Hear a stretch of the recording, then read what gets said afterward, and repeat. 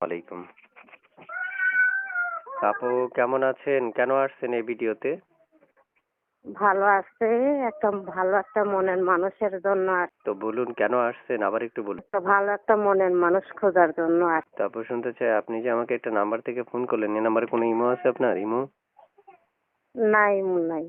তো আপনি কোথায় থাকেন? কেমন বয়সী মনের মানুষ চাচ্ছেন একটু বলেন।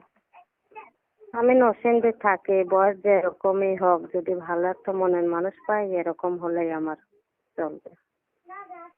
আচ্ছা আচ্ছা, তো অপেক্ষা করতে বললে কেউ অপেক্ষা করবেন? হ্যাঁ, অপেক্ষা করব।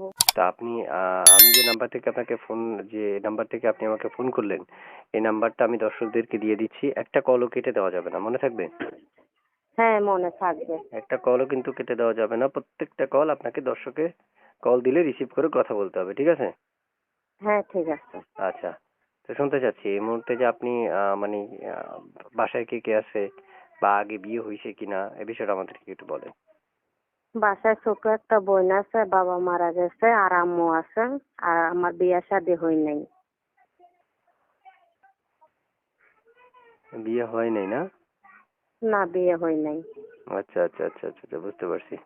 তো আপু শুনতে চাচ্ছি যে কেউ যদি অপেক্ষা করতে বলে, করবেন তো? হ্যাঁ, করব। শিওর? হ্যাঁ, শিওর। আচ্ছা আচ্ছা, প্রিয় দর্শক শুনতে পেরেছেন আপনারা আপুর মুখের কথা। চাইলে আপুর সাথে এখনই কথা বলতে পারেন, আর যোগাযোগ করতে পারেন যে কোনো সময়।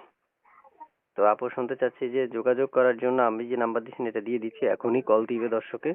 কল কেটে দিয়েন না, বারবার বলতেছি।